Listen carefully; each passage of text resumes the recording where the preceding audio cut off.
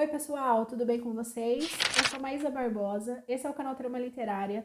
E se você está chegando por aqui agora, já se inscreva, ative as notificações, tem muita coisa publicada sobre literatura e sobre crítica e teoria feminista, que é um outro tema aqui do canal. E ative as notificações já para você sempre receber o conteúdo que a gente publica por aqui. E hoje a gente fala sobre um dos melhores livros que eu li aí nos últimos tempos. Eu gosto muito de narrativas escritas nesse estilo, que é O Matador, da Patrícia Mello, publicado pela editora Rocco. Eu não sei se você já conhece alguma coisa da Patrícia Mello. Ela está mais conhecida agora nos últimos anos pelo seu último livro, acho que é o último livro, que é Mulheres Empilhadas, que tem uma narrativa muito diferente. Acho que isso é uma das coisas mais interessantes da Patrícia Mello. Ela vai para lugares e contas narrativas de maneiras muito diferentes.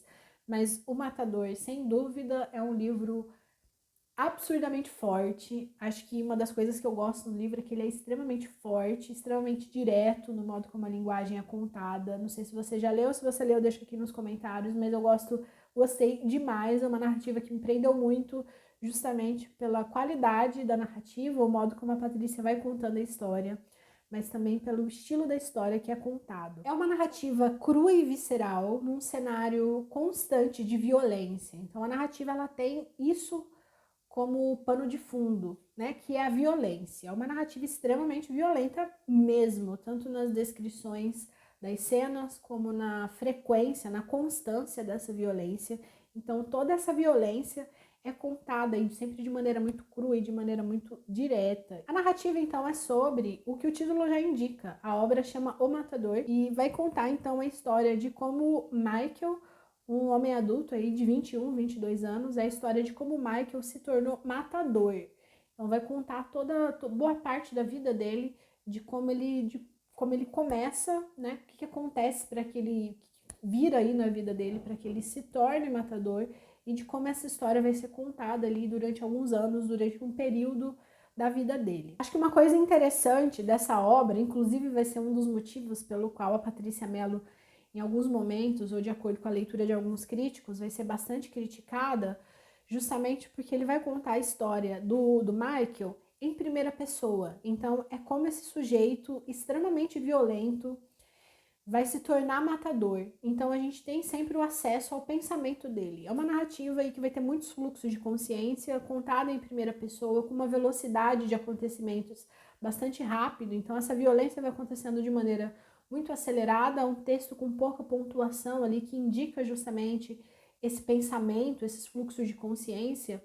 Então a gente vai tendo acesso a essas histórias, a essa violência que vai acontecendo na narrativa, mas por outro lado, a gente tem outra história que vai sendo contada, que é de como o Michael vai se comportando, de o que vai acontecendo na cabeça do Michael em relação a tudo isso que está acontecendo, em relação a como isso vai se transformando e vai transformando a vida dele. O que a gente vai percebendo então é que para as outras personagens, Michael é extremamente insensível.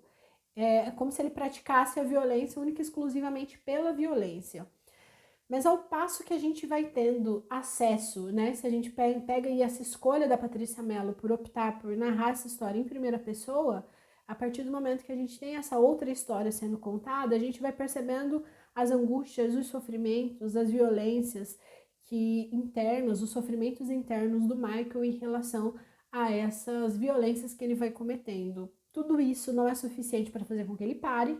Nada disso, nenhum sofrimento, nenhuma angústia que ele sofra é suficiente para fazer com que ele não pratique a violência. Também, de qualquer maneira, a gente vai tendo acesso a essa parte humana da personagem, assim. Isso justamente em alguns momentos fez com que Patrícia Mello sofresse algumas críticas, porque é como se esse homem extremamente violento, extremamente agressivo, para a sociedade, de repente tivesse uma outra camada ali, que é justamente essa camada humana. A narrativa começa com o Michael perdendo uma aposta, e a partir do momento que ele perdeu a aposta, ele precisa pintar o cabelo e o bigode de loiro. Então ele vai ao salão, e aí nesse primeiro capítulo, a narrativa tem vários capítulos, a gente vai perceber então qual vai ser o tom justamente. Em primeira pessoa, tem uma linguagem bastante simples e direta, as cenas são descritas de maneira sem muito floreio, sem nenhum floreio, aliás, tudo é descrito de maneira muito direta e crua. Então ele chega no salão para fazer o cabelo, para pintar o cabelo.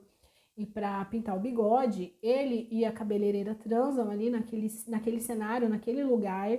Ela tá brava com ele por algumas razões anteriores, então eles brigam e ao mesmo tempo eles estão transando. Então a narrativa ela tem esse tom o tempo inteiro, das coisas que vão acontecendo de modo muito rápido e de coisas que vão acontecendo sempre de maneira muito nesse dualismo, de um amor e de um ódio que estão presentes o tempo inteiro, de um desejo e de uma repulsa que estão presentes na mesma cena. Então as coisas vão sendo narradas, vão sendo contadas justamente nesse tom o tempo inteiro. Quando ele termina então de pintar o cabelo e de pintar o bigode, que ele se olha no espelho, pela primeira vez ele meio que se sente bonito.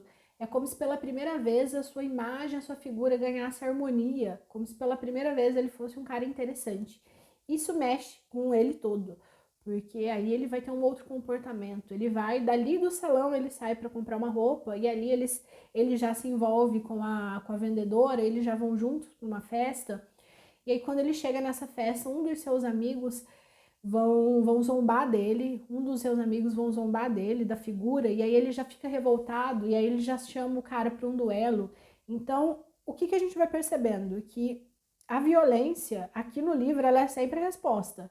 Ela, independente do que seja, independente do que aconteça, a gente tem a violência aqui como resposta para qualquer coisa, para qualquer ação, para qualquer desentendimento. Não tem conversa, não tem diálogo, a gente não tem uma tentativa de chegar num ponto em comum. A gente tem essas pessoas que vão se desentendendo e a cada desentendimento a gente tem a violência enquanto resposta para absolutamente tudo aqui na narrativa. A partir do momento que ele é zombado por sua aparência, e essa aparência que ele estava valorizando tanto, ele chama esse sujeito para um duelo. Ninguém acredita, todo mundo tá meio que achando aquilo engraçado. Ninguém acredita que de fato ele tá falando sério quando ele fala de um duelo. Mas no outro dia, então, quando ele encontra esse sujeito, ele mata ele pelas costas. E aí a gente vai ter uma primeira denúncia social. Ele é um homem negro que praticava uma certa violência dentro daquele grupo, dentro daquela comunidade. Ele tinha alguns atos ali anteriores de violência. E a partir do momento que ele mata esse sujeito, ele vai ser vangloriado. Ele não esperava por isso. Ele vai ser vangloriado. Os amigos tentam protegê-lo e ele ganha então um respeito que ele não tinha anteriormente a partir do seu outro comportamento. Ele ganha um respeito então a partir do momento que ele mata um sujeito que também era alguém que era desprezado pela sociedade. E aí vem começar a ser contada a sua história como matador, porque a partir do momento dessa sua primeira morte, ele vai ter uma outra morte que vai ser encomendada. Então, o Dr. Carvalho encomenda uma morte, valoriza e atribui uma importância ao seu ato, ao seu gesto de matar alguém, como era esse sujeito. Inclusive, a gente vai ter aí a manifestação dessa personagem que é extremamente racista. E aí, isso oferece uma vantagem para ele, e a partir dessa vantagem, ele aceita matar um segundo sujeito.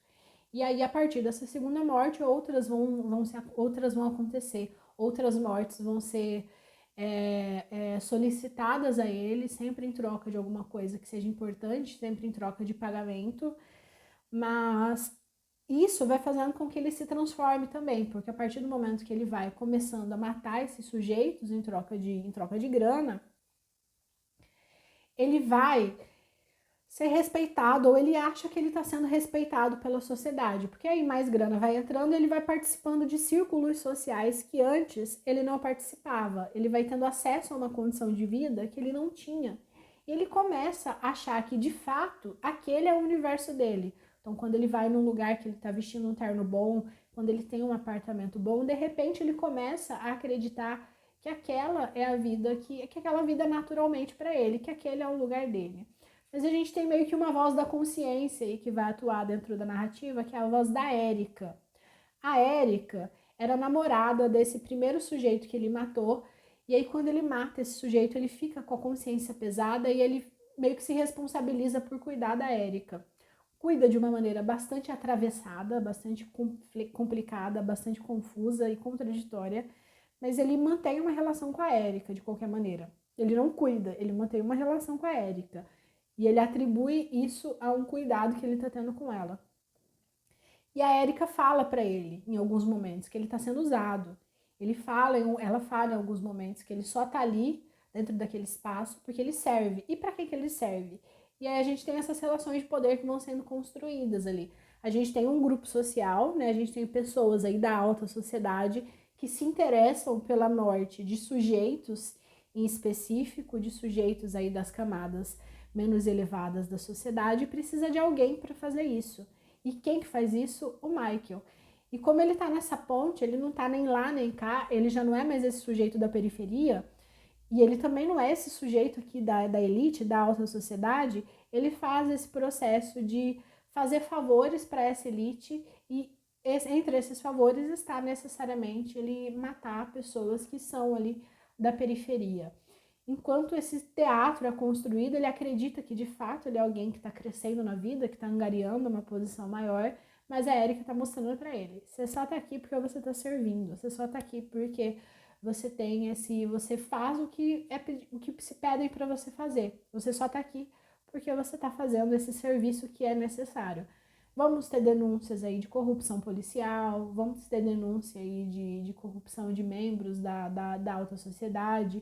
Então a gente tem uma série de denúncias que é feita, uma série de denúncias sociais que são feitas. Mas entre elas, acho que a mais tocante são as questões do racismo, as questões de desigualdade social. Mas uma coisa que é banalizada no comportamento do Michael é a violência contra a mulher ali. Michael, ele se sente muitas vezes arrependido por algumas mortes, por alguns gestos de violência em relação a algumas pessoas, mas ele é um cara também extremamente violento com as mulheres, e isso não passa por um processo de reflexão da personagem. É como se necessariamente como se essa natureza, como se essa violência contra a mulher fosse algo tão naturalizado para o Michael que isso nem passa, né, por uma questão de reflexão, por uma questão de pensamento, de arrependimento, ainda que seja. A partir do momento que ele é contrariado, não importa quem seja, né, e se for mulher, ele vai reagir violentamente, independente de qual seja a sua relação com essa mulher. Se você gosta de narrativas que abordem a violência de maneira tão crua e direta, eu indico demais O Matador, da Patrícia Mello. Se você já leu outras obras nesse tom, ou se você já leu outras obras da autora, deixa aqui nos comentários. E é isso. Essa foi a nossa conversa de hoje. Até as próximas.